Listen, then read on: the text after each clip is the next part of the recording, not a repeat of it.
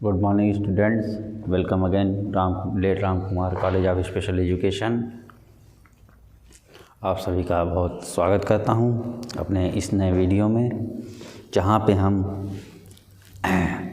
Semester first का first paper विकलांगता के परिचय के बारे में अध्यापन व चर्चा कर रहे हैं। तो इसी कड़ी में आगे बढ़ते हुए मैं जेनेटिक काउंसलिंग यानी वंशानुगत परामर्श के बारे में चर्चा करेंगे। हम लोग परामर्श के बारे में पहले जानते हैं। परामर्श सहायता प्रदान करने की एक प्रक्रिया है जिसके अंतर्गत एक व्यक्ति दूसरे व्यक्ति की समस्याओं को समझकर उसके समाधान एवं संयोजन में सहायता प्रदान करता है।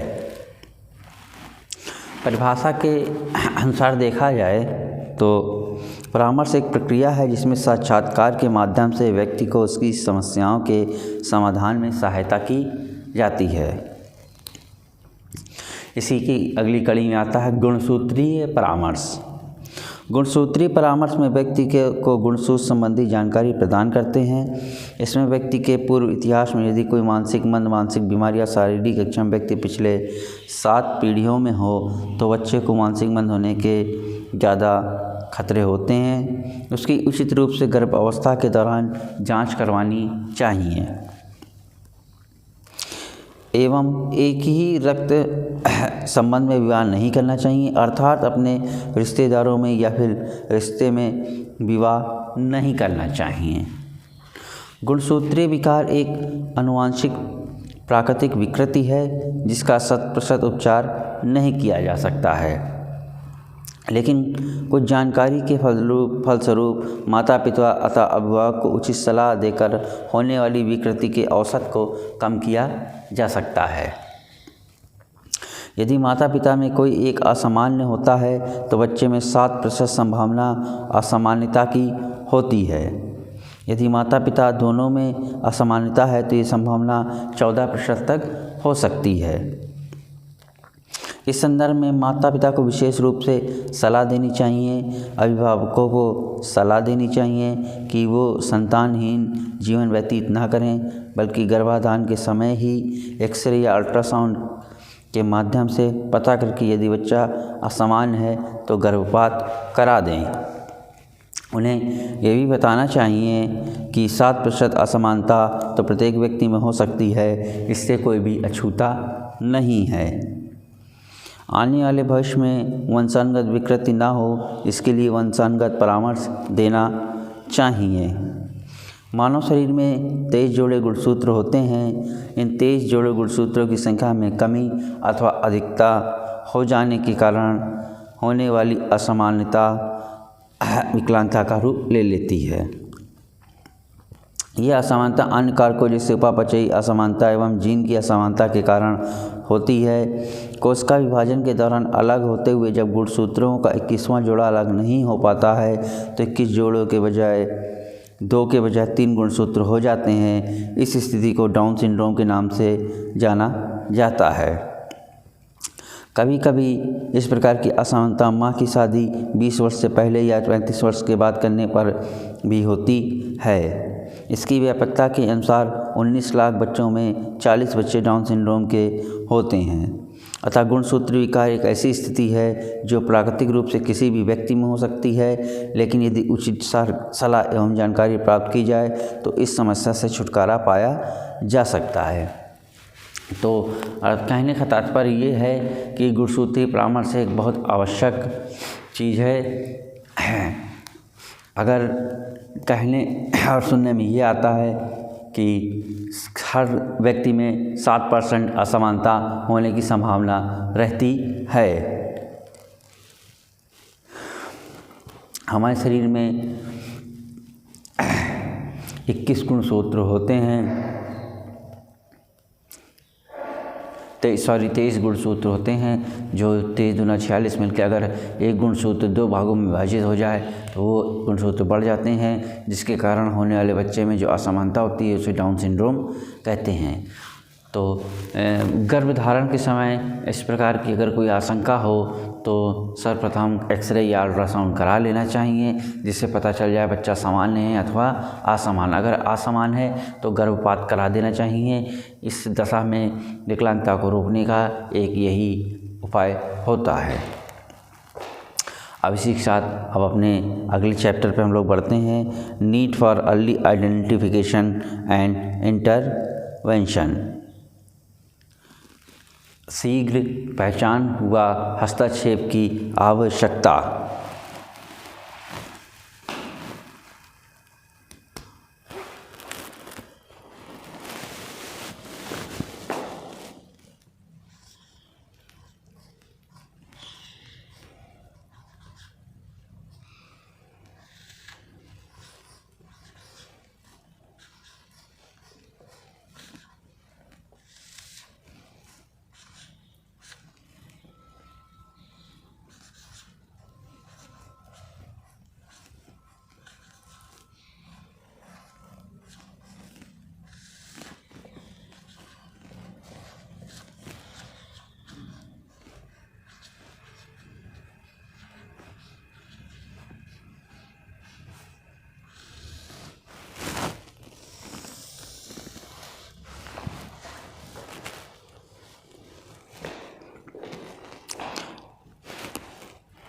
सर्वप्रथम चर्चा करते हैं मंदबुद्धि बच्चों की पहचान और उनके हस्तक्षेप के बारे में। मंदबुद्धि बच्चों की पहचान। सामान्य बच्चों के विकास के क्रम को ध्यान में रखते हुए अवरोध या विलंब का पता लगाया जा सकता है। उसी के अनुरूप ऐसे बच्चों के संपूर्ण निदान की व्यवस्था की जा सकती है, जिससे समुचित शिक्षा व प्रशिक्षण शीघ्र हो जाए।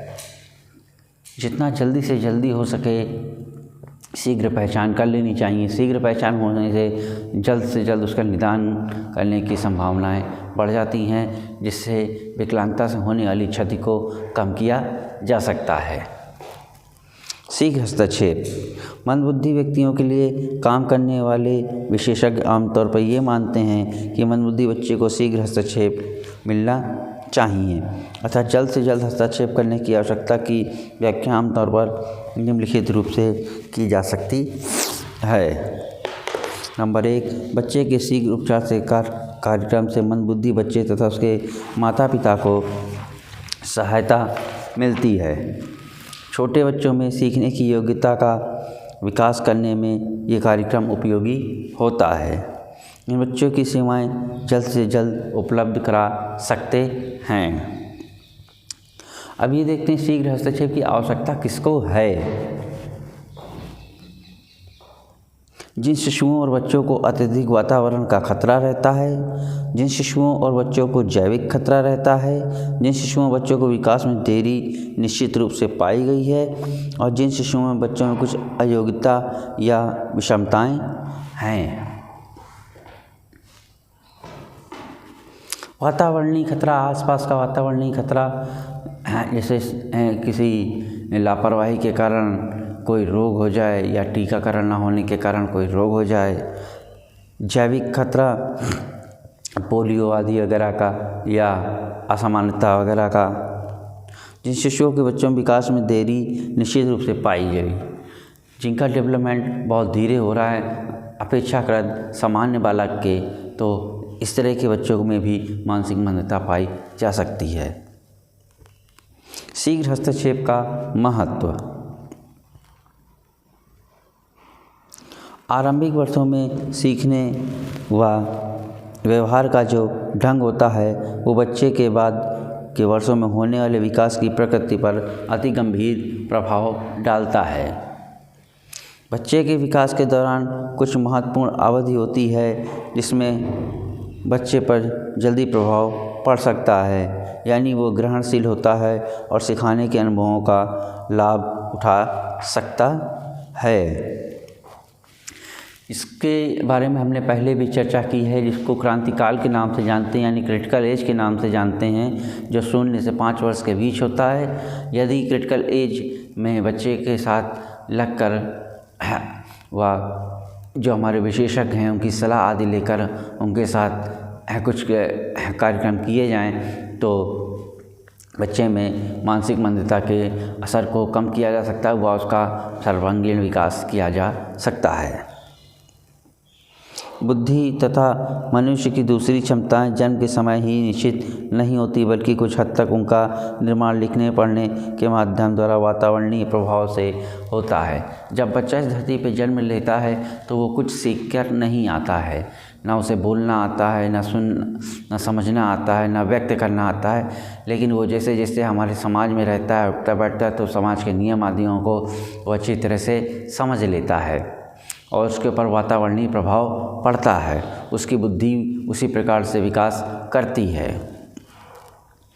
बच्चों में बाधा डालने वाली दशाएं विकास और अधिगम में समस्या उत्पन्न कर सकती हैं। इससे अक्षमता और गंभीर हो सकती है। कुछ गौण अक्षमता भी पैदा हो सकती हैं। छोटा विकलांग बच्चा, जिस बच्चे को विकलांगता का खतरा है, उसके लिए माता पिता को विशेष सहायता की आवश्यकता होती है ताकि बच्चे को कारगर और सार्थक देखभाल मिल सके। इस प्रकार की देखभाल से बच्चे को उसके विकास के महत्वपूर्ण वर्षों में पर्याप्त देखभाल, प्रेरणा, प्रशिक्षण पाने में मदद मिलती है। तो अगर इस तरह के बच्चे को माता पिता के विशेष केयर की, स्पेशल केयर की आवश्यकता होती है, माता पिता को चाहिए कि अपने बच्चे को वो सामान्य बच्चे की तरह ही समझें और विशेषज्ञों के द्वारा सलाह करके, क्रियाकलाप करके उसकी अक्षमता को कम से कम करने का प्रयास करें। शीघ्र उपचार का कुछ सामाजिक तथा आर्थिक लाभ होता है। इसके द्वारा जल्द ही गंभीर विकासीय परिणामों व बच्चों की गंभीर समस्याओं को रोका जा सकता है, अन्यथा वो परिवार तथा समाज के लिए खर्चे की दृष्टि से और उनसे निपटने की दृष्टि से बोझ साबित हो सकते हैं।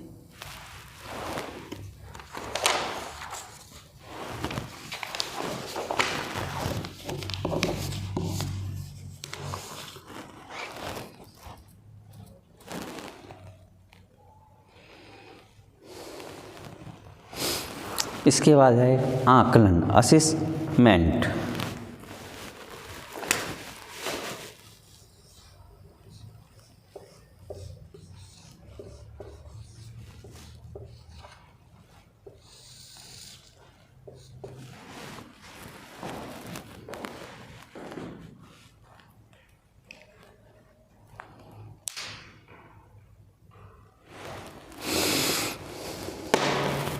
आकलन शब्द का शाब्दिक अर्थ है वास्तविक निर्धारण करना जो किसी विशेष लक्ष्य की ओर अग्रसरित होता है। स्टैंडर्ड इलस्ट्रेट इंग्लिश डिक्शनरी के 12वें संस्करण के अनुसार आकलन का तात्पर्य कीमत से है जिसकी उपयोगिता कर अदायगी में है। विकलांग पुनर्वास के क्षेत्र में आकलन किसी व्यक्ति विशेष की वर्तमान क्रियात्मक क्षमता की जानकारी देता है।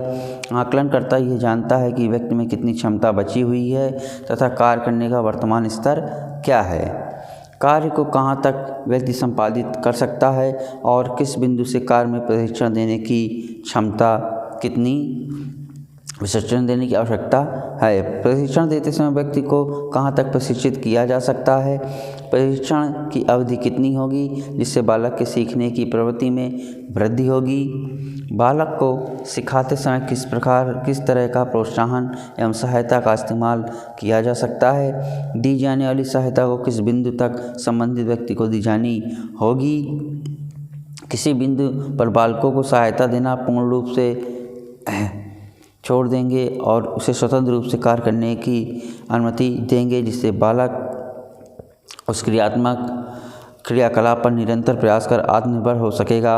आदि विषयों की जानकारी आकलनकर्ता के आकलन के माध्यम से प्राप्त होती है।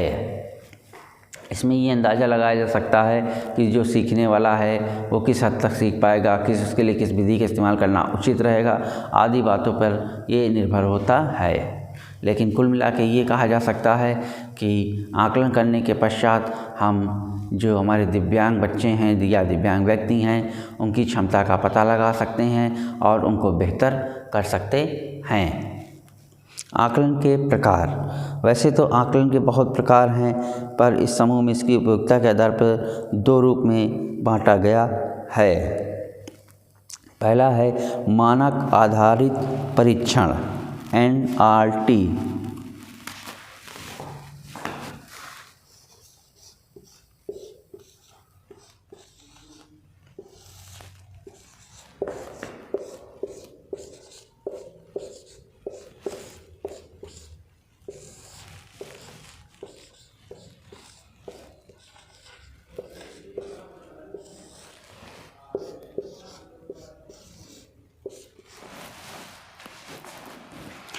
NRT नॉर्म्स रिफाइंड टेस्ट, जिसको NRT बोलते हैं, मानक आधारित परीक्षण। एक मुख्य गुण औपचारिक आकलन है। NRT एक मानकीकृत परीक्षण है। इस प्रकार के मापन में संबंधित की तुलना एक मानक या औसत समूह से कर सकते हैं, उदाहरण सहित, जैसे बीने इंटेलिजेंट टेस्ट BET,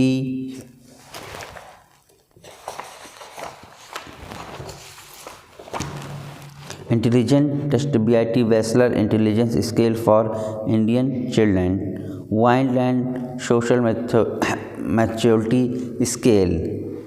इसके बाद अगला आता है मानदंड आधारित परीक्षण CRT, क्राइटेरियन रिफाइंड टेस्ट, मानदंड आधारित परीक्षण।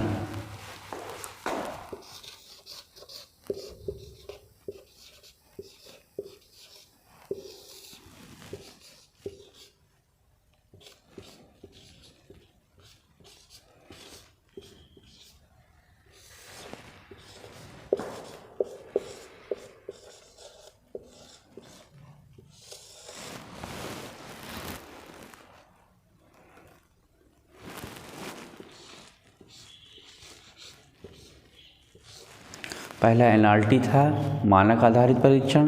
दूसरा है मानदंड आधारित परीक्षण CRT। इसके अंतर्गत ऐसे परीक्षण आते हैं जो कि निष्पादन स्तर परफॉर्मेंस पर आधारित होते हैं, जिसमें विद्यार्थियों की कार्य क्षमता का तुलना पाठ्यक्रम के उद्देश्यों से की जाती है, न कि मानक के संदर्भ कार्य क्षमता परफॉर्मेंस लेवल से। इस प्रकार के आकलन हेतु शिक्षकों द्वारा तैयार प्रशिक्षणों का उपयोग किया जाता है, उदाहरण सहित MDPS, मद्रास विकासात्मक कार्यक्रम प्रणाली, मद्रास डेवलपमेंटल प्रोग्राम स्केल, भारतीय मंदबुद्धि बच्चों के लिए व्यवहार मूल्यांकन मापदंड, बेसिक MR कार्यक्रम कार्यात्मक की आकलन सूची FACP। तो चर्चा करते हैं पहले मद्रास विकासात्मक कार्यक्रम प्रणाली MDPS।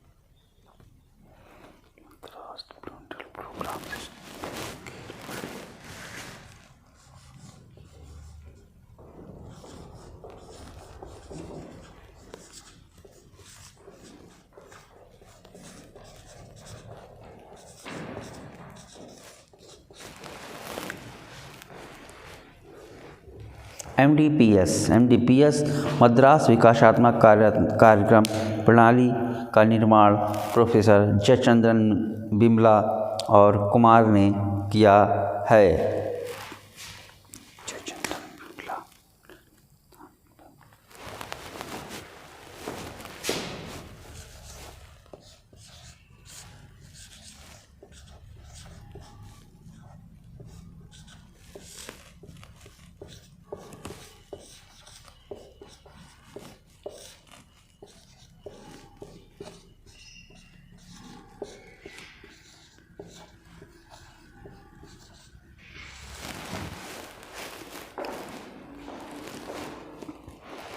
इसके द्वारा मानसिक मंद व्यक्तियों के अनुकूल व्यवहारों का आकलन किया जाता है तथा उनके कार्यात्मक कौशलों के बारे में सूचना मिलती है।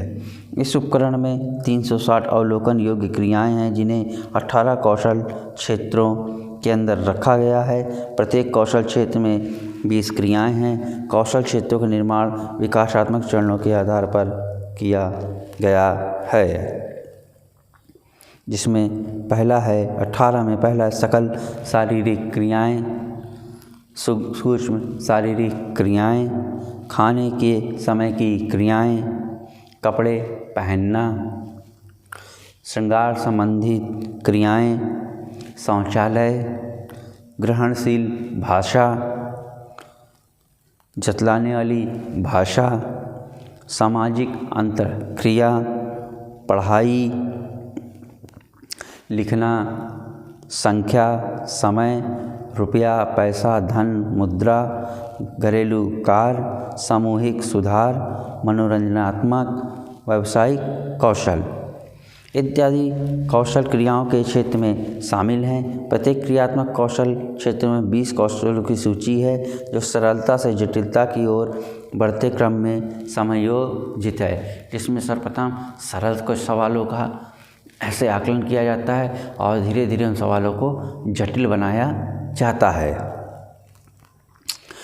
इस प्रणाली द्वारा सेवार्थी वर्तमान में कौन सा कौशल कार्य कर पाता है, किस कौशल कार्य के संपादन में सेवार्थी कठिनाई महसूस करता है या बिल्कुल नहीं कर पाता है, के संबंध में जानकारी प्राप्त होती है तथा इन समग्र सूचनाओं की आकलनकर्ता विभाग एवं संरक्षक अथवा कक्षा अध्यापक से पूछकर एवं मूल्यांकन के दौरान सीधे अवलोकन विधि से प्राप्त करता है। समग्र रूप से मद्रास विकासात्मक कार्यक्रम प्रणाली की उपयोगिता व्यक्तित्व शैक्षिक कार्यक्रम बनाने में होती है। व्यक्तित्व शैक्षिक कार्यक्रम होता है IEP इंडिविजुअल एजुकेशन प्रोग्राम। इसकी संरचना मानसिक मंद बच्चों के अनुकूलित व्यवहार का आकलन के उद्देश्य से किया गया है। यही कारण है कि इस प्रणाली को व्यवहार मापन प्रणाली भी कहा जाता है। क्या कहा जाता है? व्यवहार मापन प्रणाली।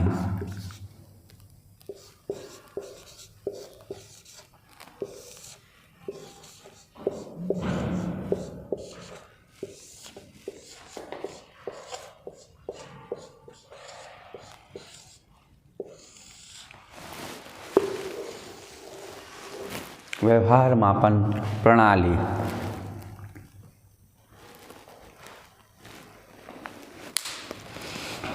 इसके अधिकतर कौशल कार्यों को एकांत समानता दैनिक जीवन में घटने वाले या होने वाले क्रियाकलाप से संबंधित है, जो सरल से जटिल के क्रम में समायोजित है। मद्रास विकासात्मक कार्यक्रम प्रणाली से प्राप्त आंकड़े विशेष शिक्षक को सेवार्थी के कौशल कार्यों के वरीयता के क्रम में को चयन करने में सहायक हैं, जिसकी सार्थकता सेवार्थी के व्यक्तिगत कौशल व्यवहारों में गुणात्मक सुधार लाकर समाज की मुख्य धारा से जोड़ने में है। इसके साथ साथ मद्रास विकासात्मक प्रणाली पूरे कार्यक्रम के दौरान सेवार्थी में हुई अपेक्षित प्रगति को पुनः मूल्यांकन करने में सहायता प्रदान करता है। जिस क्रिया या कौशल को बच्चा कर लेता है उसे A या नीला रंग से प्रदर्शित करते हैं और जिस कौशल को नहीं कर पाता उसे B यानी लाल रंग से प्रदर्शित करते हैं। जिस कौशल को कर पाता है उसके लिए नीले रंग से उसको प्रदर्शित करते हैं तथा जिस कौशल को बच्चा नहीं कर पा रहा है उसको B यानी कि लाल रंग से प्रदर्शित करेंगे। इसके बाद है VAPS vocational assessment and programming system.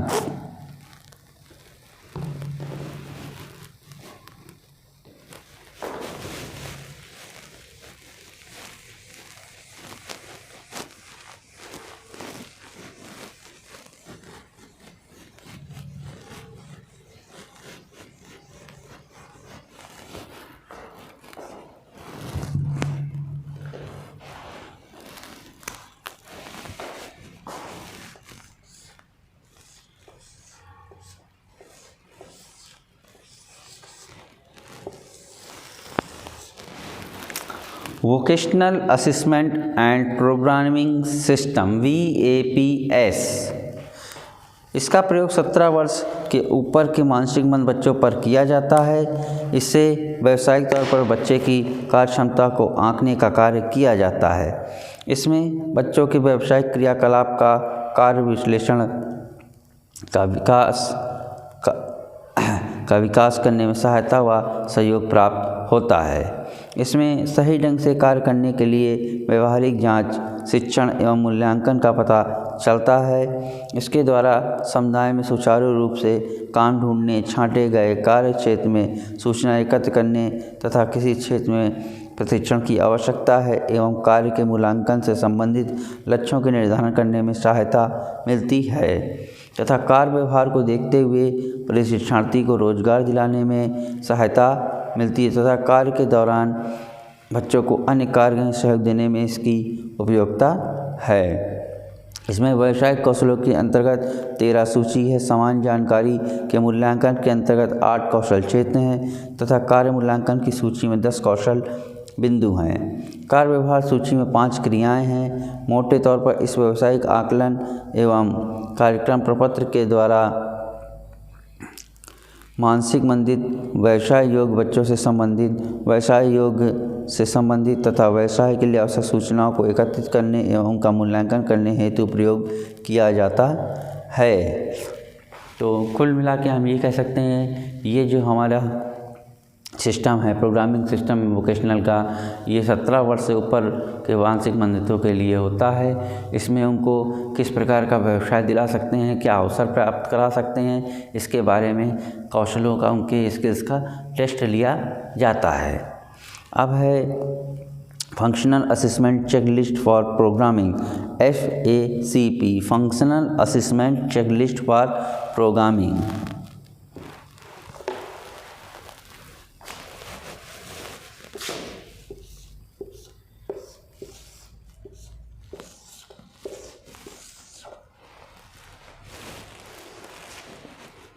Functional assessment checklist for programming.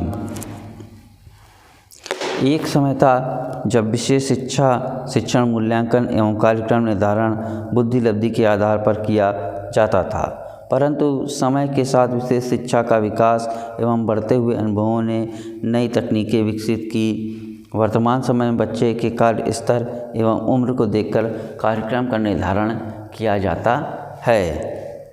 इस आकलन प्रणाली का विकास राष्ट्रीय मानसिक विकलांग संस्थान सिकंदराबाद के एक विशेष शिक्षा विभाग की जयंती नारायण ने किया था।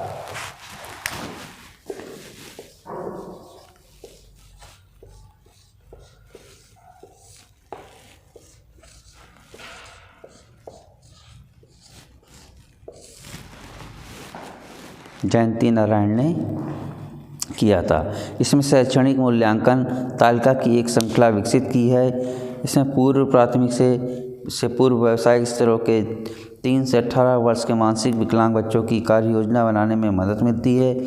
इनमें दी गई क्रियाएं आसानी से समझी जा सकती हैं तथा दैनिक जीवन के लिए आवश्यक है।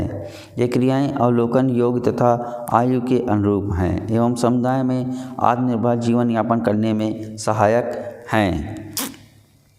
इस जांच पत्र की श्रृंखला में 7 मूल्यांकन तालिका हैं। प्रत्येक तालिका में बच्चे के क्रियाकलाप में अलग अलग स्तरों को बताया गया है, जैसे पूर्व प्राथमिक स्तर, प्राथमिक, माध्यमिक, पूर्व व्यावसायिक तथा फर्स्ट एंड सेकंड संरक्षित समूह।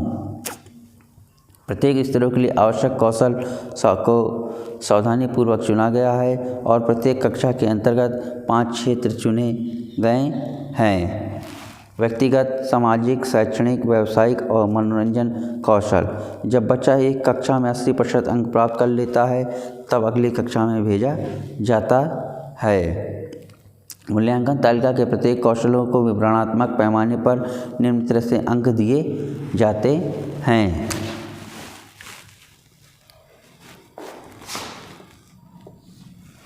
इसका मतलब होता है बच्चा बिना किसी की मदद के अपने कार्य को कर लेता है।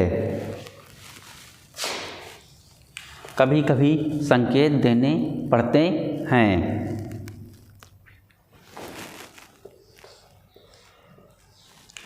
मौखिक सहायता देनी पड़ती है।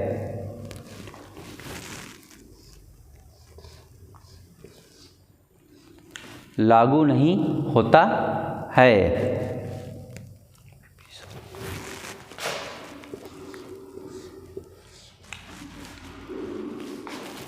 शारीरिक सहायता से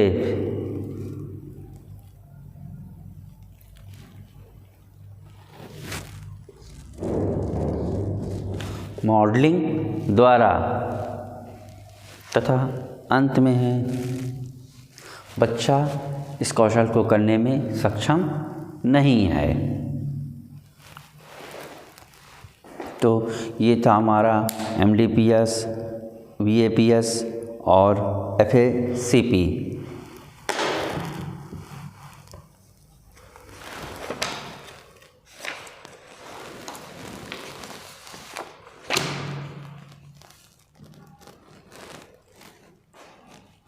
तो इसी के साथ मैं आज की क्लास को समाप्त करता हूँ और आशा करता हूँ आप लोगों ने क्लास को सहजता से देखा होगा और समझने का प्रयास किया होगा। धन्यवाद।